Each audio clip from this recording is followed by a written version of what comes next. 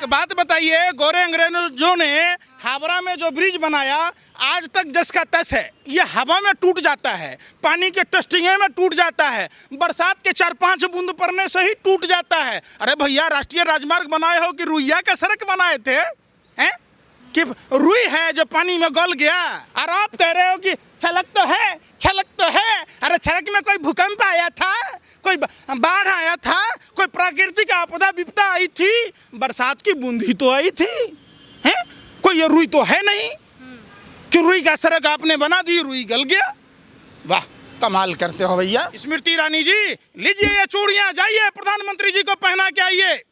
इनसे देश नहीं चल रहा, इनसे देश की अर्थव्यवस्था नहीं संभल रही, इनसे देश की सड़कें नहीं सही से बन रही, तो क्या होगा भैया? काहेगा? नमस्कार, मैं हूं आपके साथ रिया और आप देख रहे हैं DS4 न्यूज़। अभी जहां तक आप सभी को पता था कि कैसे यूपी की पहचान बदलने की बड़ी बड़ी बातें की जा रही थी, जहां पर बुंदेलखंड एक्सप्रेसवे का अभी लगभग 4 से 5 दिन पहले उद्घाटन किया गया था गाजे और बाजे के साथ। लेकिन अब उस एक्सप्रेसवे के क्या हालात है वो किसी से छुप नहीं पाए हैं। जहाँ पर ये बताया जा रहा था कि यूपी की जो हालत है वो भी बदल रही है, पहचान है वो भी बदल रही है, लेकिन छोटी सी बूंदों की बरसात की वजह से आज वो बुंदेलखंड का एक्सप्रेसवे ध्वस्त हो चुका है। कई सारे बड़े सवाल जनता के बीच में भी आ रहे हैं कि आखिर ऐसा हुआ क्या कि वो एक्सप्रेसवे इस हालत में पहुंच चुका है। अभी हमारे साथ में पंकज श्रीवास्तव जी मौजूद हैं, इनसे बातचीत करते हैं और जानने की कोशिश करते हैं कि आखिर ये क्या कहना चाहेंगे उस पर। देखिए, जब बुंदेलखंड एक्सप्रेसवे का उद्घाटन किया गया था तभी कहा गया था PM की तरफ से कि यूपी की पहचान बदल रही है, क्या कहना चाहेंगे? देखिए, गोरे अंग्रेजों के दलाल और मुखबिरों के लोग उस समय भी देश के लिए घातक थे, हैं और रहेंगे। अहमदाबाद में प्रधानमंत्री जब नहर परियोजना का उद्घाटन करके आए, 24 घंटे के अंदर जब उनकी टेस्टिंग हो रही थी तो वह नहर ध्वस्त हो गया और टेस्टिंग के दौरान ही कि हजारों किसानों की फसलें बर्बाद हो गई, लाखों लोग प्रभावित हुए। आपने देखा होगा अहमदाबाद में सड़क धंस जाती है, अंडरग्राउंड पार्किंग जैसा गुफा बन जाता है। और आपने देखा होगा कि मेरठ में नींबू मिर्ची माने नींबू फोड़ने के चक्कर में, नारियल फोड़ने के चक्कर में सड़क टूट जाती है। आपने बिहार में देखा होगा उद्घाटन से पहले हवा में ही टूट जाती है। आपने बुंदेलखंड में देखा होगा जिसका विज्ञापन पूरे देश में लगाया गया, दिल्ली में लगाया गया। 296 किलोमीटर लंबी सड़क की बात की गई और एक्सप्रेसवे जो बनाया गया उस सड़क के लिए 15,000 करोड़ रुपए। सवाल उठता है कि इनसे कोई भी काम चल नहीं रहा। कीमत तो बहुत बड़ा था। अरे सुन तो लीजिए, कि सुनने का पैसा लग रहा है। बोलिए। इनसे बैंक नहीं चल रहा, बैंक डुबा दिए, स्टेट बैंक को छोड़ के सारे बैंक डूबने के कगार पर है। आप बताइए ना कि कौन सा मंत्रालय इनसे संभल रहा है? कोई काम इनसे नहीं हो रहा है। इनको तो हम कहते हैं कि ये चूड़ियां पहन लेना चाहिए और देश की आवाम को जहां भी भाजपा RSS का नेता दिखे, ये गद्दारों की पूरी टोली ये मानवीय संवेदनाओं को तार तार करते हुए सिर्फ और सिर्फ अपना पॉकेट भरने के लिए देश लूटने में लगे हैं। उस सड़क पर कितने एक्सीडेंट हुए? 15,000 करोड़ रुपए की लागत से जो वो सड़कें बनी, वो मानवीय संवेदनाओं को तार तार करते हुए, लोगों को मौत के मुंह में ढकेलते हुए इन लोगों ने कमीशन खोरी के चक्कर में पूरे देश को बुंदेलखंड एक्सप्रेस जैसा देश बना दिया है। आखिर ऐसा कौन सा मटेरियल इस्तेमाल किया गया है जो 4 से 5 दिन में ही ध्वस्त हो जा रहा है? एक बात बताइए, गोरे अंग्रेजों ने हावड़ा में जो ब्रिज बनाया आज तक जस का तस है। ये हवा में टूट जाता है, पानी के टेस्टिंगे में टूट जाता है, बरसात के 4-5 बूंद पड़ने से ही टूट जाता है। अरे भैया, राष्ट्रीय राजमार्ग बनाए हो कि रुइया का सड़क बनाए थे? हैं कि रुई है जो पानी में गल गया? और आप कह रहे हो कि छलक तो है, छलक तो है। अरे छलक में कोई भूकंप आया था, कोई बाढ़ आया था, कोई प्राकृतिक आपदा विपदा आई थी, बरसात की बूंद ही तो आई थी। हैं कोई ये रुई तो है नहीं कि रुई का सड़क आपने बना दी, रुई गल गया। वाह, कमाल करते हो भैया। तो क्या लग रहा है कि अब सड़कों में भी भ्रष्टाचार देखने को मिलेगा? भ्रष्टाचार तो इनके रोम रोम में बसा हुआ है।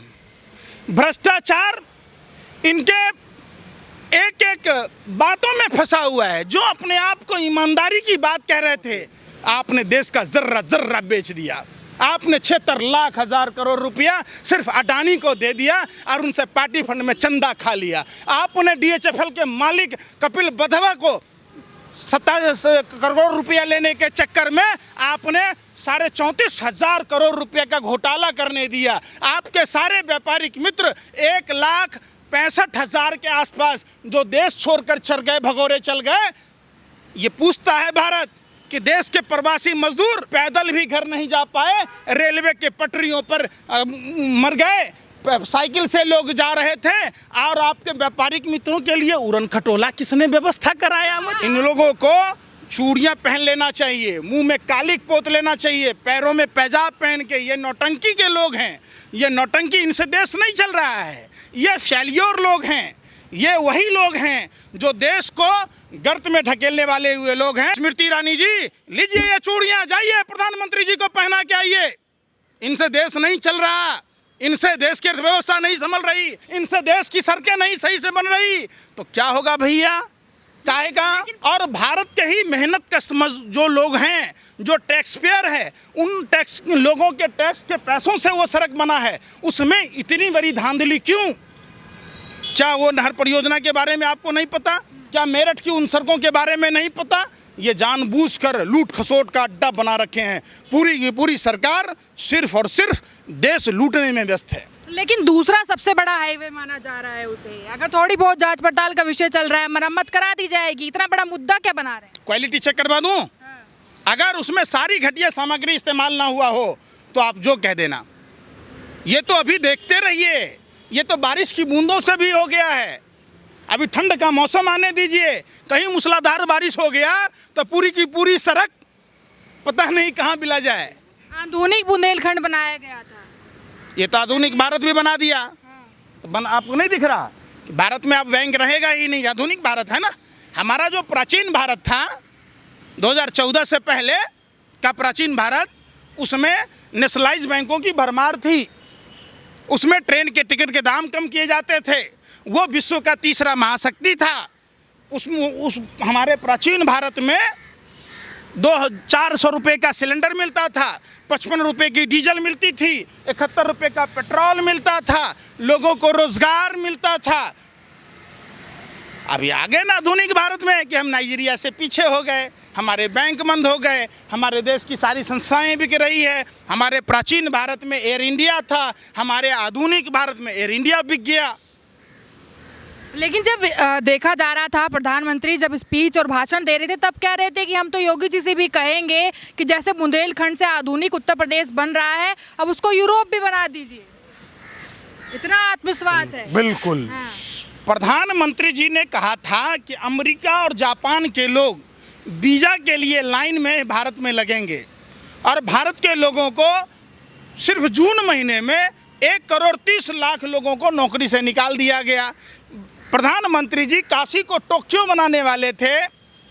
अगर समझिए, नाम बदलने से अगर विकास होता है तो हम कहते हैं उत्तर प्रदेश का नाम आप पेरिस रख दीजिए, लंदन रख दीजिए। नाम बदलने से होता है? काम करना पड़ता है, नौटंकी नहीं होता है। अच्छा, एक तरफ जिस तरीके से आपने सुना होगा कि जब बुंदेलखंड एक्सप्रेसवे का उद्घाटन किया जा रहा था तब ये कहा गया था कि उत्तर प्रदेश की पहचान बदल रही है, उत्तर प्रदेश का विकास हो रहा है। पहले आपने ये भी सुना होगा कि जहां पर 100 स्मार्ट सिटी का वादा भी किया गया था, लेकिन अब देखा जा रहा है कि जब हल्की सी बारिश की बौछार वहां पर हो जाती है तो एक्सप्रेसवे धंस जाते हैं। जाँच का विषय है, जाँच तो होनी चाहिए, लेकिन आप क्या सोचते हैं उत्तर प्रदेश के विकास के बारे में और जो बदलती हुई तस्वीर है उसके बारे में, वो कमेंट बता सकते हैं। आप देख रहे थे मेरे साथ DS4 न्यूज़, मैं रिया।